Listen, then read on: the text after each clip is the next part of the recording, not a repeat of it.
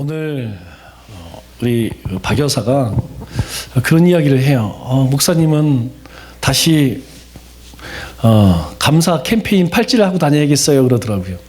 어제 오늘 너무너무 막 이 분노가 일어갖고 아침에 일어나자마자 그냥 목이 뻣뻣하더라고요. 얼마나 혈압을 올렸는지. 코로나 재앙은 계속돼 왔습니다. 그런데 코로나 재앙이 교회가 중심지다, 이런 이야기를 자꾸 들으니까 참을 수가 없는 거예요. 여러분, 이번 3차는 교회가 중심이 아니죠? 어떤 노동단체가 해갖고 지금 전국적으로 퍼지고 계속 퍼지고 있죠?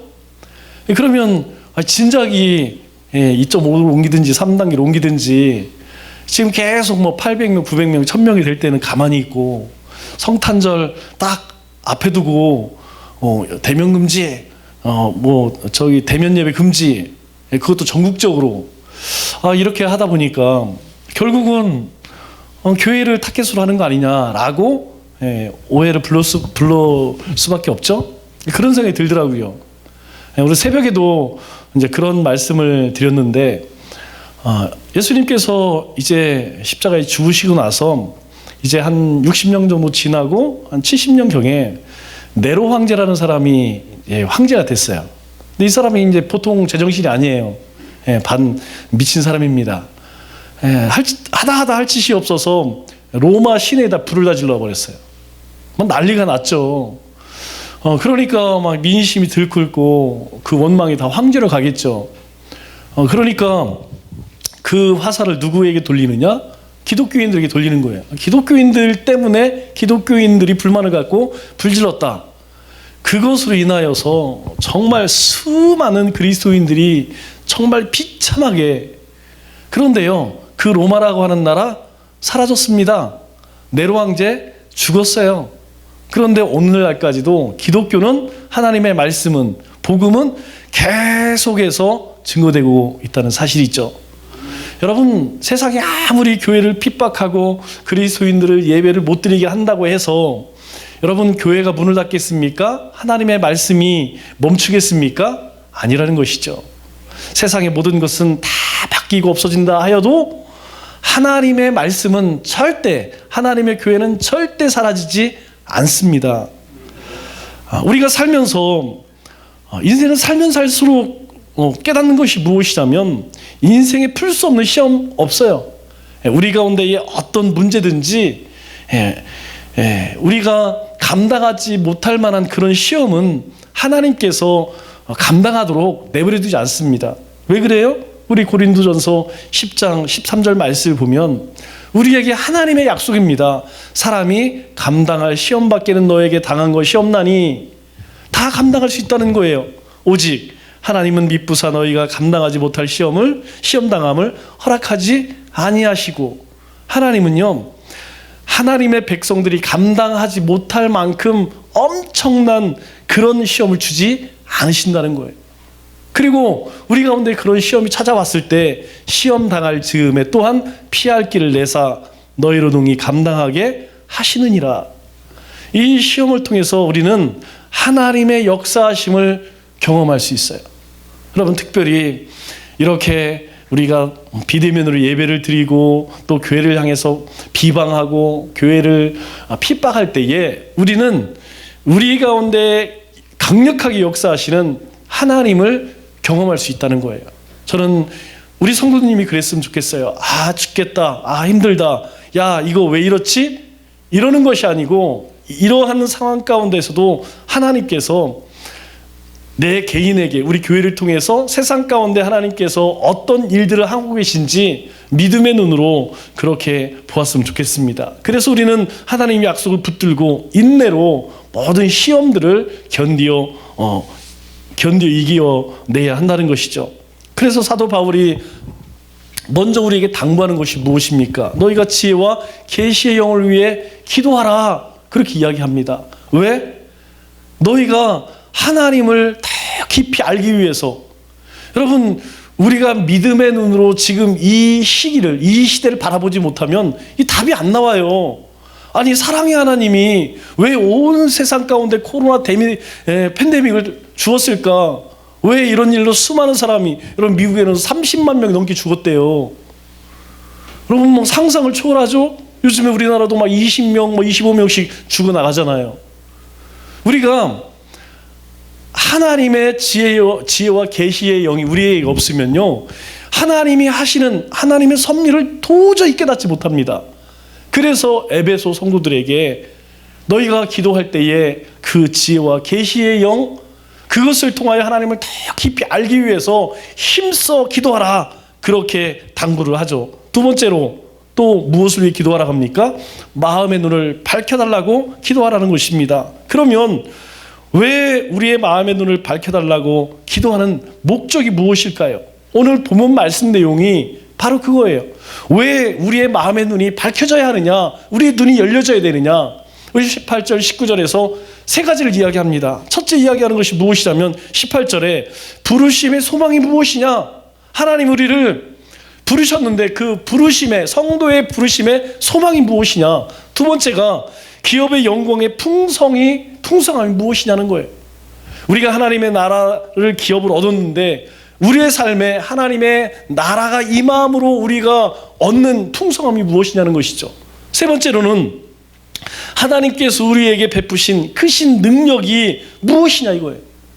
하나님께서 우리의 눈을 열어주셔서 우리 가운데에 하나님께서 어떤 능력을 행하셨는데, 여러분 하나님이 행하셨음에도 불구하고 우리 눈이 닫혀 있으면 보지 못한다는 것이죠. 그래서 우리의 마음의 눈이 열려져야 된다는 거예요.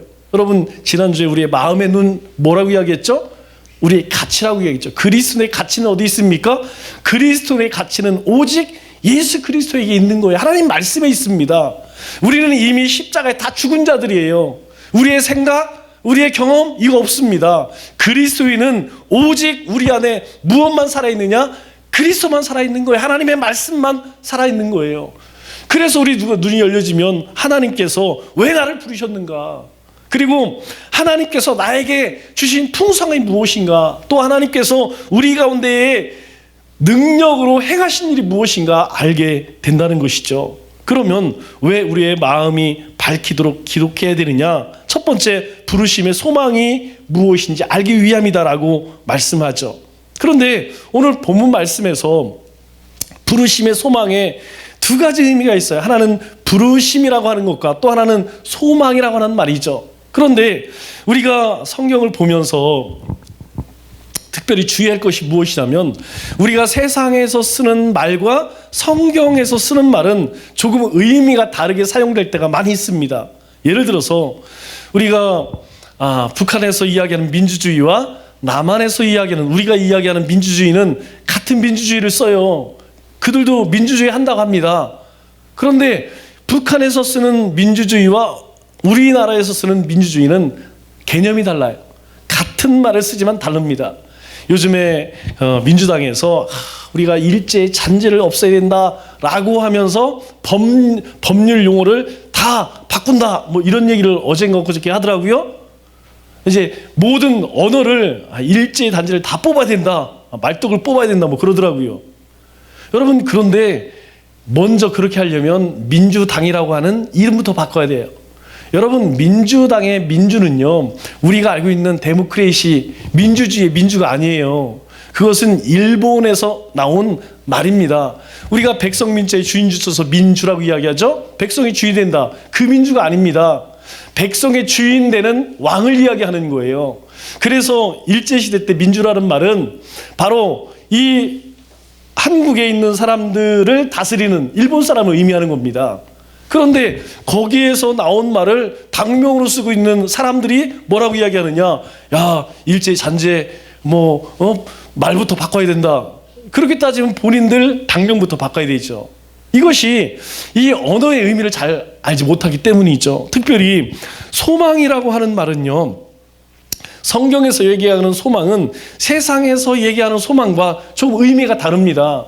이 성경에서 이야기하는 이 소망이라는 의미는 두 가지 조건이 충족돼야만 소망이라고 하는 의미를 알 수 있어요. 첫째는 이 소망이라는 것은 기대한다라고 하는 의미를 담죠. 또 한 가지는 무엇이냐면 확실성을 갖춰야 된다는 거예요. 그래서 성경에서 이야기하는 소망은 첫째, 기대한다. 둘째, 확실하다라고는 의미를 가지고 있다는 거예요. 그래서 이 두 가지가 충족될 때 소망이라고 하는 단어가 우리 주님께서 우리에게 주신 소망의 의미가 된다는 것이죠. 예를 들어서 여러분, 세상에서 제일 확실한 게 뭡니까? 우리가 전도할 때, 전도훈련 받을 때 배웠죠? 여러분, 세상에서 가장 확실한 것은 사람이 다 죽는다는 거예요. 있는 사람이든 없는 사람이든 부자든 가난한 사람이든 배웠던 모든 사람들은 죽는다는, 이것을 다 인정합니다. 그런데 이 모든 사람들이 죽는다는 것은 확실해요. 확실성은 있어요. 그런데 이 죽음을 기대하는 사람이 있을까요? 나 빨리 죽고 싶어. 여러분, 말로는요, 우리 어르신들이 내가 빨리 죽어야지. 그런데 이 어르신들의 빨리 죽는다는 것은 온 세계의 3대 거짓말 중에 하나라고 이야기하죠. 장사꾼들이 이거 내가 밑짐 파는 거야, 이거 시뻘건 거짓말이라고 이야기하죠. 처녀가 나 시집가기 싫어요, 거짓말이라는 거. 그것과 함께 어르신들이 나 빨리 죽어야지, 내가 빨리 죽어야지, 이 거짓말이라는 거예요. 사람은 본능적으로 오래 살고 싶은 거예요. 오래 살고 싶어요. 그러니까 죽음이라는 것은 분명히 확실해. 그러나 죽음을 기다리는 사람은 없다는 것입니다. 그래서 죽음은 우리의 소망이 될 수 없다는 것이죠. 우리가 정말 또 살면서 기다리는 게 있어요. 기대하는 것이 무엇이냐면 잘 사는 거죠. 잘 살기 위해서 성공하고 싶고, 성공을 빨리 하고 싶어서 일확천금의 꿈을 꿉니다. 우리가 다 소망하잖아요. 로또 한번 맞았으면 좋겠다. 하다못해 로또는 아니어도 행운이라도 하나 왔으면 좋겠다. 그럼 주님이 먼저 말씀하시는 게 있죠. 그러면 복권을 먼저 사라, 이런 이야기를 하시죠.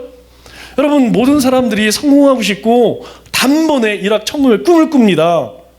다 기대를 하기 때문에 소망이라고 이야기는 하지만 문제는 무엇이냐면 확실성이 있냐는 거예요. 로또를 사긴 사요. 내가 이 로또를 사서 정말 단번에 부자가 되고 싶어, 성공한 인생을 살고 싶어, 행복한 인생을 사고 싶어 라고 기대는 하지만 그것이 될까요? 그것이 되기는 굉장히 어렵습니다. 기본적으로 850만 분의 1이래요. 그러니까 이건 거의 불가능에 가깝죠. 벼락을 3번 연속으로 맞을 확률만큼 어렵다는 겁니다.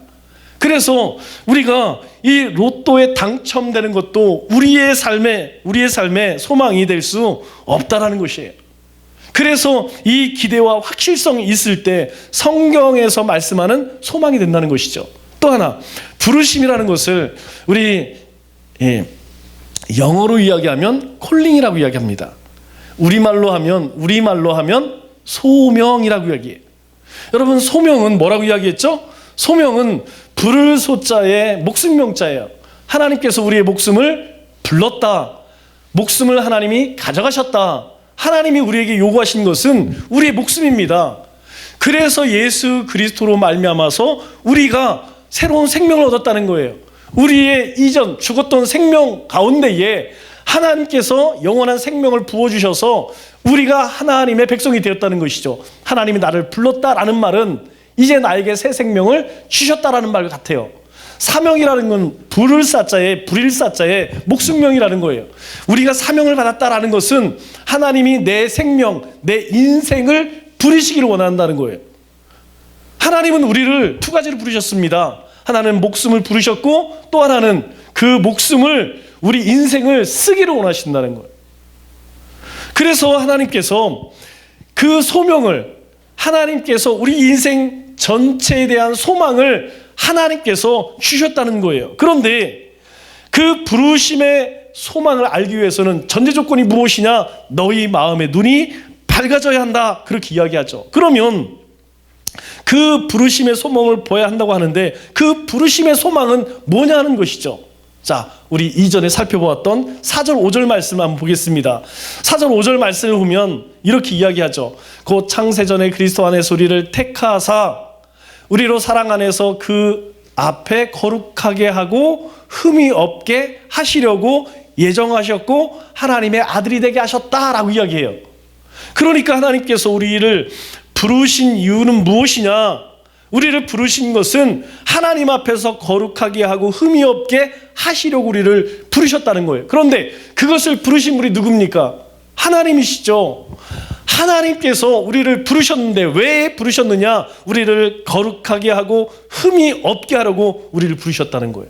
그래서 이 하나님의 부르심은 어쩌다 우연히 부르신 것이 아니고 하나님께서 작정하시고 우리를 부르셨다라고 이렇게 이야기하죠. 그 기쁘신 뜻대로 우리를 예정하사. 그냥 하나님께서 야 내가 가만히 보니까 저 청주에 수곡동에 있는 이 사람들을 구원하겠다, 이게 아니라는 거예요. 하나님께서 곧 창세 전에 우리를 예정하사 그리스도로 말미암아 자기의 아들들이 되게 하셨다는 거예요. 그래서 우리가 하나님의 자녀가 되었다는 것입니다. 우연히 우리가 하나님의 자녀가 된 것이 아니고 하나님께서 예정하시고 작정하셔서 우리에게 뜻을 주셔서 하나님의 의지로 우리를 하나님의 자녀 삼으셨다는 거예요. 그래서 우리가 지금 예배 드리는 것이 우연히 드리는 게 아니라는 겁니다. 또 우리가 하나님 앞에 헌신하는 것도, 우리의 가정을 이루는 것도, 또 우리가 세상 가운데 삶의 터전에 땀을 흘려 일하는 것도 우연이 아니라는 거예요.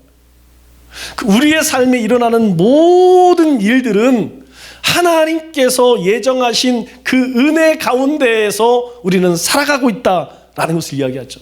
이걸 뭐라고 이야기해요? 신학적인 용어로 하나님 주권 사상이라고 이야기합니다. 우리 인생은 누구에게 붙들려 있느냐? 하나님에게 붙들려 있다는 거예요. 왜 우리가 고린도전서 10장 13절 말씀을 기억하느냐? 하나님께서 우리에게 감당하지 못할 시험 주지 않으시고 그런 시험이 왔을 때 피할 길을 내신다. 왜 우리가 이 말씀을 붙들고 의지하고 힘을 삼아요? 왜긴 왜예요? 하나님께서 우리를 하나님의 자녀로 삼으셔서 우리로 하여금 이 시대에, 이 세상 가운데 살아갈 때에 넘어지지 말라고, 낙심하지 말라고 우리를 그렇게 부르셨다는 거예요. 그러면 하나님의 계획하심에 따라서 우리를 부르셨다면 목적이 있을 거 아니에요. 그 목적이 뭐라고 이야기했어요? 거룩하고 흠이 없게 하기 위해서. 그러면 왜 우리를 그렇게 거룩하고 흠이 없게 하시기 위해서 우리를 부르셨다는 거예요? 여러분, 우리가 하나님 앞에 나아갈 수 있는 자들입니까? 아니, 예수 그리스도가 없으면 하나님 앞에 나아갈 자가 있나요? 없다는 거예요. 아무도 하나님 앞에 나갈 자가 없어요. 왜? 율법으로 온전할 수 있는 사람이 있느냐? 율법으로 거룩한 자가 있느냐? 없다는 거예요. 모든 사람들이 다 죄인이라는 것이죠. 단 한 사람도 하나님 앞에 의인이 없다는 거예요. 한 명도 없다는 거예요. 그래서 우리 가운데 주님을 보내주셔서 우리를 부르셨다는 것이죠. 왜? 하나님 앞에 나아갈 수 있게 하기 위해서, 하나님의 자녀로 살기 위해서. 죄인은 결단코 하나님 앞에 나갈 수 없지만 하나님께서 우리를 거룩하고 흠이 없게 하셔서 하나님 앞에 나아가 하나님을 찬양하고 예배하고 그리고 하나님과 동행하는 삶을 살기 위해서 우리를 부르셨다는 거예요. 여러분, 내일 모레가 성탄절이죠? 주님이 오신 이유가 무엇입니까? 여러분, 주님이 오신 이유는 한 가지예요. 자기 백성을 구원하시기 위해서. 오늘 큐티 말씀을 묵상하시면서 여러분 혹시 그런 말씀 기억하세요? 하나님께서 가브리엘 천사가 마리아에게 와서 하나님이 너에게 은혜를 베푸셨다, 너에게 은혜를 베푸셨다는 말이 3번 반복되고 있어요. 하나님이 너에게 은혜를 주셨어, 하나님이 너에게 은혜를 주셨어. 그 은혜의 목적이 뭡니까? 우리 가운데 그리스도를 보내셔서 다윗처럼 영원한 하나님의 나라를 이 땅 가운데 하나님께서 세우기 위함이라는 거잖아요. 우리에게 은혜 주셨잖아요. 그래서 우리의 믿음의 눈을 열어주셔서 그분을 나의 구주로 영접하게 하셨잖아요. 왜 그렇게 하셨을까요? 오늘 하반절에 보니까 그런 이야기를 해요. 성령이 너에게 임하며 하나님의 능력이 너희 가운데 나타나게 하기 위함이다, 이렇게 이야기해요. 하나님께서 마리아에게 가브리엘 천사를 통하여 약속하신 거예요. 그런데 그 약속이 마리아에게만 임한 것이 아니라 오늘 우리에게도 임했다는 겁니다. 오늘 우리에게도 하나님의 은혜를 베푸셔서 그리스도로 우리로 영원한 하나님 나라의 왕같은 제사장으로 삼으셨어요. 그리고 이 땅 가운데 살아갈 때 성령님께서 함께 하심으로 하나님의 능력 가운데 살게 하신다는 거예요. 여러분, 우리가 어떻게 세상을 이겨요? 우리가 어떻게 죄를 이깁니까? 하나님께서 우리에게 그 힘을 주셨기 때문에, 그래서 주님이 오셨다는 것이죠. 그래서 우리를 거룩하게 하심이 부르심의 소망이다 라고 이야기하는 것입니다. 그 소망은 우리 자신이 하나님의 부르심에 합당하게 거룩하고 흠이 없게 살기 위함이라는 것이죠. 그러나 여러분, 실제로 우리의 삶을 볼까요? 그렇게 부르셨지만 여러분, 그 누구가 그 부르심의 거룩한 대로 살아가는 사람이 있어요? 그렇게 살려고 애를 쓰죠. 그러나 그 소망을 가지고 있다 할지라도 우리는 때로 낙심합니다. 그리고 우리 아직 거룩하지 못해요. 하나님이 원하시는 그런 거룩한 삶을 사느냐? 사실 살지 못하죠. 그래서 때로는 좌절하고 실패하고, 이것이 우리의 연약함이라는 것입니다. 아직 이 거룩함이 우리의 삶에, 그리스도인 하나님의 자녀로서 삶의 능력이 돼요? 아직 그렇지 못하다는 것이죠. 여러분, 우리가 매일매일 하나님의 말씀으로 주님의 영으로 충만하여서 거룩해지자 그렇게 다짐하고 결심하지만 요 교회 문턱을 나가는 순간 여러분 어때요? 또다시 영적인 싸움이 우리 가운데 닥쳐오는 거예요. 영적인 도전이다. 여러분, 내가 그것을 인식하기 전에 우리는 벌써 거룩함을 잃어버린다니까요. 그래서 사도 바울이 우리에게 말씀하는 것이 무엇입니까? 우리가 거룩하게 될 것 같지 않고 가망이 없다는 것이죠. 우리가 철저히 타락한 존재라는 것이죠. 우리는 하나님 앞에 도저히 나갈 수 없는 죄인 중에 괴수라는 것이죠. 그러나 하나님께서 바울을 통하여 우리에게 약속하는 것이 무엇이냐? 그렇기 때문에 그것이 너희의 소망이라는 거예요. 너희의 그 연약함이 오히려 우리의 소망이 된다는 거예요. 왜 그렇습니까? 우리가 아직 거룩하지 못하니까 거룩한 자기가 되기 위해서 우리에게 그 거룩함을 사모하는 마음을 주셨다는 거예요. 기대하는 마음을 주셨다는 거예요. 하나님의 자녀로서 합당하게 사옵소서. 여러분, 우리 기도할 때 그런 하나님, 저는요 오늘 세상 사람들처럼 오늘 제가 막 악하게 살래요. 오늘도 사기칠 거고 거짓말 칠 거고. 여러분, 이런 사람 있어요? 여러분, 그리스도인 중에 그런 사람 없습니다. 그리스도인들은 하나님 앞에 항상 기도할 때 하나님의 그 부르심에 합당한 삶, 복음에 합당한 삶, 아마 모든 성도들이 기도할 때에 그 기도할 거예요. 그 의미가 무엇입니까? 하나님께서 우리 마음 가운데 그런 소망을 주셨다는 거예요. 야, 하나님의 자녀답게 살자. 왜 그렇습니까? 반드시 하나님께서 이루실 것이기 때문에. 비록 지금은 우리가 이 육신을 가지고 살기에 육신의 정욕과 안목의 정욕과 이생의 자랑을 쫓아 살지만 주님의 나라에 갈 때에 반드시 그 부르심의 소망을 이루실 분이 하나님이시기 때문에 우리의 마음속에 그 소망을 주셨다는 것이죠. 그래서 하나님의 능력으로 말미암아서 언젠가는 우리를 완전히 영화로운 존재로 만들 것이라는 거예요. 그것을 바라보는 거예요. 지금 현실에서는 그렇지 못해요. 우리 현실에서 우리 자신을 보면 너무 한심할 때도 있습니다. 그러나 낙심하지 말라는 거예요. 우리의 그 거룩함을, 영화로움을 누가 이루신다는 거예요? 주님 앞에 갈 때에 하나님이 반드시 이루실 것이라는 것이죠. 우리의 삶의 전환이 어디서부터 이루어집니까? 우리의 마음의 눈이 밝아질 때에, 우리의 가치관이 밝아질 때에. 여러분, 세상은요 아담과 하가 에덴 동산에서 쫓겨난 지금까지 여러분 선한 적이 없어요. 그런데 모든 시대에 하나님께서 마음의 눈을 밝힌 자들은요 다르게 살았다는 거예요. 여러분, 다르게 살았다는 거예요. 세상 사람들처럼 그렇게 사는 것이 아니고, 하나님께서 믿음을 주신 자들은 하나같이 무엇을 바라보았느냐? 하나님의 나라를 바라보았다는 거예요. 오늘 우리에게도 그렇게 하시겠다는 거예요.